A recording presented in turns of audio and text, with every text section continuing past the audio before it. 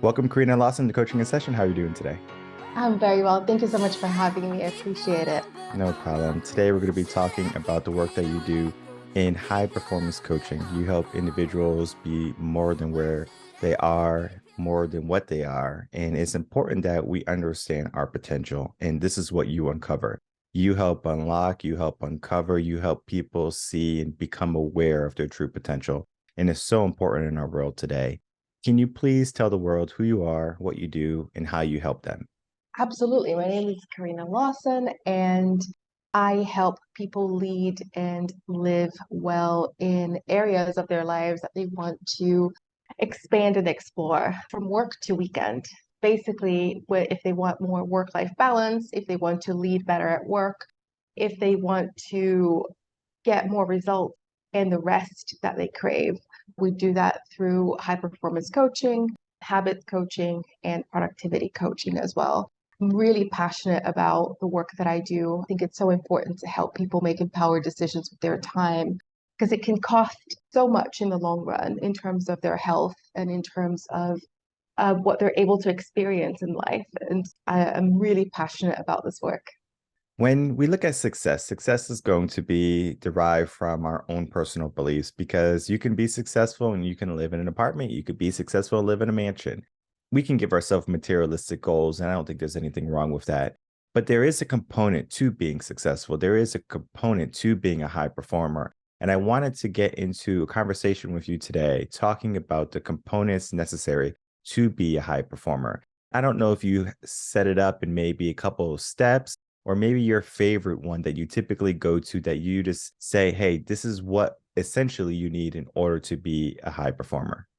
Absolutely. I think it all begins with clarity, clarity of the values that you hold so that you can live in alignment and congruency with those values. A lot of times I'll ask clients what they value. And the first thing that comes up, that they share, and it's really true to them, is that they value their family. Then I ask them to look at their schedule and I ask them to show me where they make time for their family.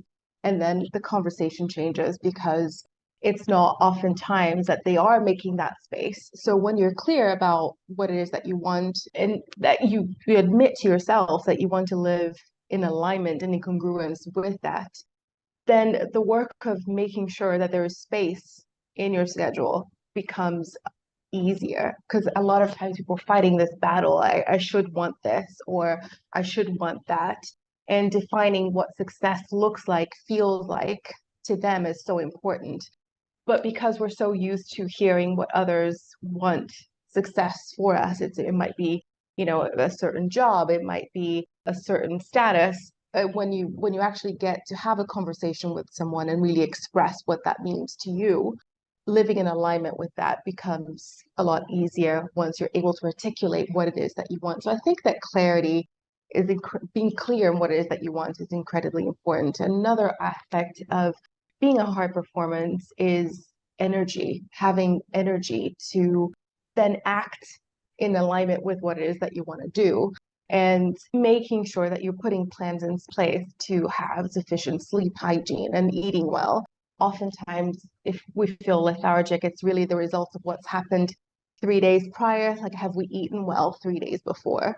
And it will show up eventually through, like during the week. So, putting things in place that will making decisions that will give you more energy in the future is incredibly important as well. So clarity, energy, and then productivity, once you have those two components in place, then it becomes so much easier because you're not putting up not like it doesn't feel like you're putting up a boulder, fighting a boulder, right? A lot of people ask me, how is it that you work a 9 to 5, you have a coaching practice, and you have an e-commerce business? What I said in the beginning of our talk was that I really feel that my life's work is to help people make empowered decisions with their time. And so even though it may seem like I'm doing more because of this decision, if that's what I wanted to do, it feels in alignment and it just feels so much easier that I'm able to help people and I'm able to create productivity products through Ponder Lily planners.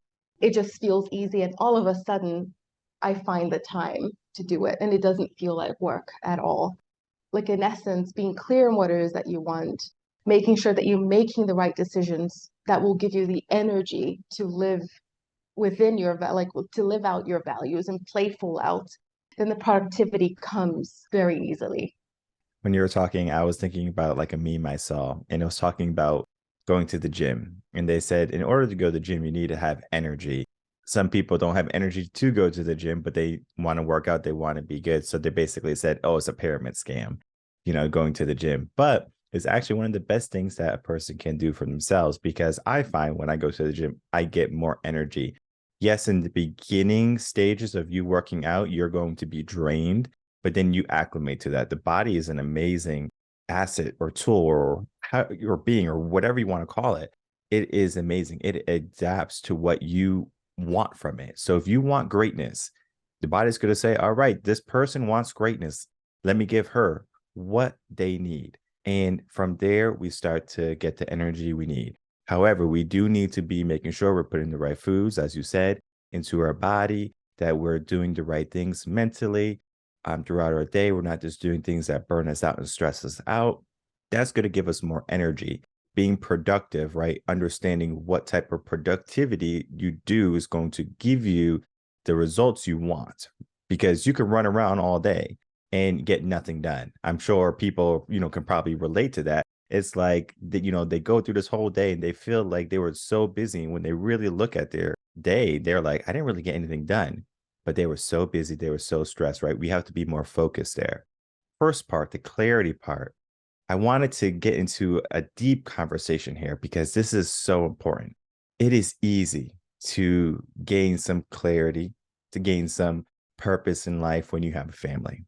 Because if you have a little one or you have a partner and you're like, I want to be the best for them. I want to give them everything. I want to give them the world, which is a natural thing for when you have a family. But what if you don't have a family? What if you don't have loved ones? What if you don't have people looking up to you? How can you create that clarity in your life without an outside factor?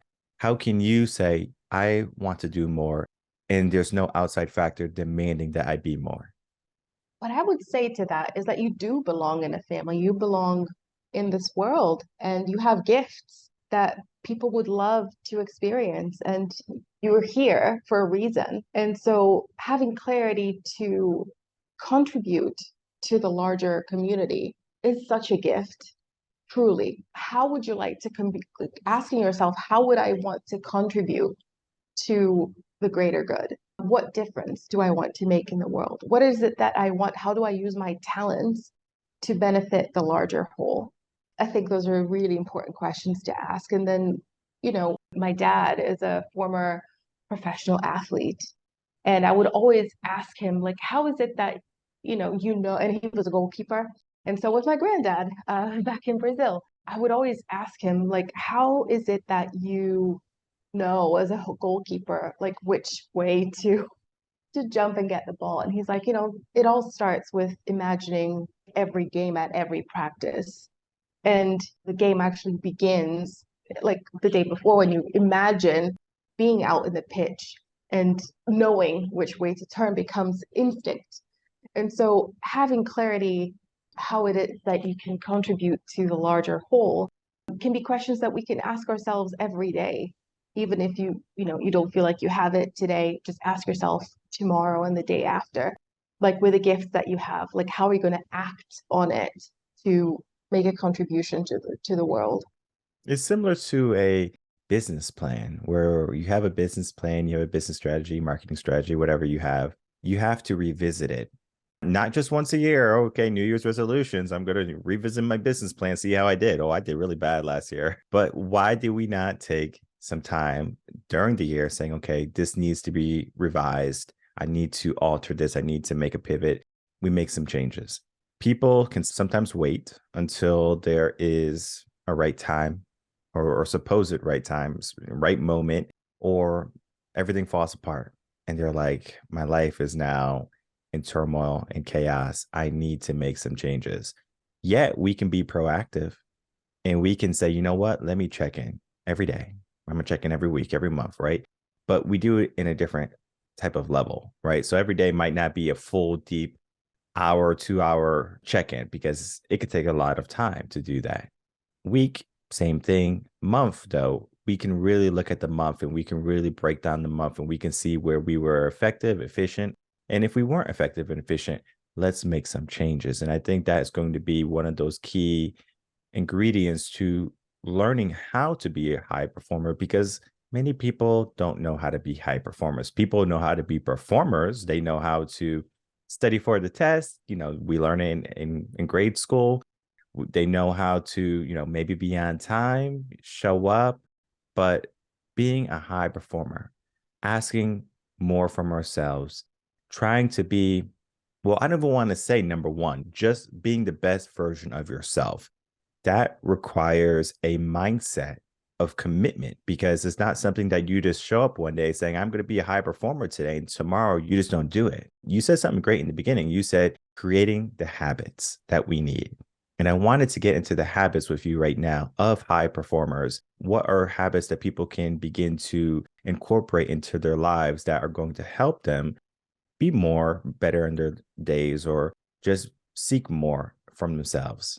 Yeah, absolutely. And I'd love to add too, is that to be a high performer, keeping things simple, as simple as drinking a glass of water, before you start your workday, journaling before you turn your computer on, can nourish you in different ways. It can nourish you by, again, drinking your water in the act of nourishing your cells. Journaling can nourish your soul, depending on what you need and what you take away from it. But if we're talking about business, I know as someone with an MBA, I know very well how to do a 40-page business plan. But what really helped me and helps my clients in their business is do a one-page business plan, something that they keep top of mind. It's right near their desk. They can see the big vision, the why they're doing what they're doing, why they started their business in the first place, and what habits they need to have to make sure that they achieve the results to get to the big vision. And I think that's so important because a lot of the times we get so boggled down with over planning or procrastinating planning when people love to, and I know this, I have a planner company, right? Like people put all the stickers in and they get their markers out, which is great for those of you who are visual learners. That's wonderful. But at some point we need to draw a line in the sand and get started. And sometimes getting started can just be drinking that glass of water before your workday. It can just be journaling so you get a little bit more clarity. It might sound like it's something simple, and it quite honestly it is, but some like those actions compound and having the vision and doing the action, you just need something to activate whatever that is. And that comes with rhythms and routines to get you into high performance mode. If we look at a person who is, to say, highly successful, they've achieved greatness, what would be a typical schedule? For example, I'll look at my schedule as the example. In the morning, I typically wake up, I get ready to go to the gym. I do have my water, so I have my 1 liter water, and I go to the gym. Not that I need to drink the water in the gym, it's just that I'm drinking my water in the morning because I don't want people thinking that, oh, the water that you drink in the gym is for the gym. It doesn't work that way. The water in the morning just kind of sets me up. It just creates that rhythm. If I don't have the water, I feel down the next day. So I have to stay hydrated. Number one, right? So as soon as I get back from the gym is like my meditative type of thing. I work out, yes. I get the blood flowing, yes, but it's more meditative. I typically work out by myself and I'm just in the zone. I'm just there for business. And I can even talk to some of the guys, every so often. They'll always say, whenever you come to the gym, it's like, you mean business. And I'm just so focused because I understand that's the task that I'm working on. I'm not going to be, oh, let me go on my phone. Let me go talk to everyone in the gym. I'm in there and I got to get the workout in because I know once I get back from the gym, it's game time, is work. So at that time when it's work, what's on the schedule? And I make sure that I either have the schedule planned out the night before or before I start working, I say, you know what, let me write down my schedule and try to figure out the key things I would like to accomplish in this workflow. The workflow might be, all right, I want to write a blog. I want to do some recordings for the podcast. It might be I have some meeting with clients that I have to prepare for. That right there is going to be some key things that I have to do. My phone might be ringing on social media, on Instagram, and all that stuff. That's back burner stuff. So I say, let me not focus on that. My emails might be pinging and everyone wants to talk to me. I know I'm a popular guy, but I don't want to talk to nobody right now because I gave myself that focus. I said, this is what I have to focus on. I gave myself three things. And once I do those three things, if I want to go on social media, answer some comments, cool. If I want to answer some emails, cool. But I did what I said I was going to do first. I just didn't say, well, I got all this stuff to do. Become very focused in what you do. And that right there is going to be the start of an amazing day to being a high performer. I wanted to get your take on your morning and then kind of going from there. Sure. I love that question because my morning has changed throughout the years. I suffer from not one, but two chronic illnesses. So, like, I need to really know what my limits are and I give and guard my time so that I can perform at my best. And sometimes that requires schedule changes, but my day does begin with water. It begins with gratitude. I then take my twins to school. I didn't always have twins, I didn't always have children, but now my schedule has changed to accommodate me spending that time. And it's very intentional to spend that time with them in the car and having those conversations. We listen to something motivational on the way to school because I teach them from a young age that it's important to nourish yourself not only from what you eat, but it's what you listen to, what you're exposed to, like the books you read. So we typically listen to something inspirational on the way to school. I do overnight oats for breakfast or something that will like give me more time. They have their breakfast, I get ready, we go to school, I drop them off, and I go to work. When I get to work, that's when I have my full breakfast because that's when I've got some time to sit down. I typically get to my office an hour before I'm due to start work, and I appreciate that time because I don't have interruptions. So that's when I kind of get my head in the game and I journal for the duration of a song. So I get my positive vibes from a song. I journal to kind of get to gain that clarity. I write out my goals every day. I have 5 goals and I write them out every single day before I turn my computer on because there's something about like writing things down that just allows you to focus on those things that it is that you said you wanted to do. So I write out my goals, and that's when once I'm done with that, that's when I mean business. I turn my computer on, and that is focus time to me. Then then I focus on my work. I have a lunch, and when I'm back home, like after I finish my work day, when I'm back home, then I cook lunch for for my kids. I spend time with them, and then I go to the gym. I go to the gym, and that's when I have my walk. I listen to a podcast usually because what I've learned, I wasn't always somebody who exercised, but I knew that it was important for me to incorporate exercise into my workday, not only to support my health, but also to clear my mind at the end of a workday as well. And the reason why I listen to podcasts while I'm walking or while I'm at the gym is because that helped me pair something that I enjoy with something that, I'm doing for my health.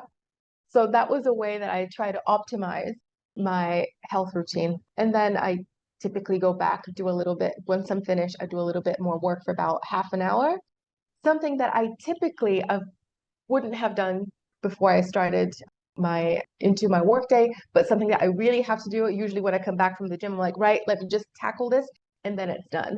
The other habit that I have is that at the end of on a Saturday, usually, that's when I plan for the week ahead because I don't want it to be something that I do the night before the week starts. I just want to have it ready, kind of like when a chef prepares, like Marie Forleo talks about this. She talks about having your mise en place, having all your vegetables chopped up, all your utensils like set aside and prepped so that you're ready to cook with gas like first thing Monday. That I like to plan, put away the plan and enjoy, really lean into enjoying the rest of my weekend and then starting the week fresh. The other thing that I do as well in between meetings I like to do some breathing exercises to just kind of center me for whatever it is that I need to lead at work. I think that's incredibly important. And if I'm feeling a little bit run down, or if I'm feeling that I need a little bit more support during the week, I make sure that I have sufficient breathing room in my schedule, because it's so easy to just cram it all in. And, one of the reasons why I designed the Ponder Lily Planner in the way that I did is that the to-do list section is small on purpose, so that you only put the things that really deserve a place and that will really lead your goals forward in there. Because if I give everybody like an A4 piece of paper or a legal pad, I'm sure they'll fill it all in. And I think it's so important to feel accomplished, to feel productive, rather than doing all the things. Because how many people at the end of the day go, I did all these things, but I don't feel like I've done anything at all. And again, it's all about alignment and congruency. So that's how I plan my days now, although that tends to change during different seasons of my life. But there are certain core elements that don't necessarily change, which is drinking water in the morning, which is making sure that I have time to go work out. My neighbors know this. They know that sometimes I go for my laps around our community like in the evening. Sometimes it's first thing in the morning, but they do see me walking, and that's, something that I keep. And journaling has really helped me get clear on and give a voice to the feelings that I'm feeling and kind of steer me in the right direction. I think those are three core elements that I keep. Yeah, planning is so important because if you don't have a plan, then plan to fail. Because we need to know what we're going to do, what we're going to get into, and how we're going to do it. It's easy to get lost in everything. I know there's people listening right now who probably have this experience of they were doing something and then all of a sudden they got a message on their phone and now they answered the message. But guess what they do also? They go on their social medias, they go through their emails, they do everything else besides what they were doing. So they have that track of mind or the flow that was lost because they couldn't commit to that plan of, I'm doing this. This is what I have to do. Just how you have your time between your clients, you have your breathing exercises. You're not going to say, well, all right, I'm going to go, do some text messages and stuff like that. Sometimes you have to, I'm sure, but it's not going to be one of your things. Like, I'm going to go watch some TikTok videos for the next 15 minutes or whatever it is. It's like, let me breathe, let me prepare, let me be there for my client when I'm going to be stepping in with them and into that space with them. And that is so important. And then you touch on a topic of accountability, right? Your neighbors see you walking, whether it's in the morning or in the afternoon or in the evening, they see you walking. And I'm sure if you didn't walk for about 2 or 3 days, they're gonna say, hey, is everything all right, Carina? And you're like, yeah, everything's all right. This has been so busy. But then that right there is going to be, wait, I've been busy. What have I been doing? I haven't been prioritizing one of the key components to what I should be prioritizing. That's my health and my fitness. And then you'd be like, oh, okay, well, let me start to adjust. Let me pivot. Let me move some things. That's what we need. We need that pivot. We need that adjustment, and we need people to hold us accountable. And that is why the work you do is so important, because you are there not to only help people, guide people, help them plan, but to help them remain accountable to what they want, to what they want to achieve, to what they plan out for themselves each and every day. It's so important that we have someone in our corner that is not only telling us what to do, but is holding our feet to the fire and saying, hey, I know you can do this. I'm here to support you. I'm here to be your biggest cheerleader. And I think that is what most people need in this world, is that person in their corner that believes in them. And that belief is so powerful. Just from our conversation today, I can tell that your clients are going to be loving everything that you do because you have the right mindset, you have the right attitude, you have what it takes to be a great coach. And that's what I love to see here on Coaching a Session is great coaches come on, talk about the work that they do, just seeing that change in them. And then I know I can see it in their clients, even if I don't know them. You and I had a great conversation today. Before we go, I would love to get any last words from you and then to please tell the audience where they can find you. Well, absolutely. I love helping people keep promises that they make to themselves. And one of the things that I do is like what we discussed briefly about like rhythms and routines for work. And if they want to find out more information, a one-page sheet that I have over at ponderlily.com They can download it. It's a free printable, and but I think it's a great resource that can help them build that. And if they want to find me, they can find me at Carina.Lawson or at We Are Ponder Lily. Perfect. And I will definitely put those links in the description box below so people can easily find you, check out your website, check out all the things you do, follow you on all your social media accounts, and begin to learn more about you because the work you do is amazing. How many people you have helped is going to be just a number that I'm sure when you first started probably something you never thought you could reach. But the more people you help, the more you know that what you're doing has purpose. And we all have purpose. We all have that itch for success to be more, but we do have to be clear. We have to find the energy and we have to learn how to be productive. I want to thank you so much for coming on today, spending a little bit of time with us, and then sharing your experience as a high performance coach. Thank you. It was my pleasure.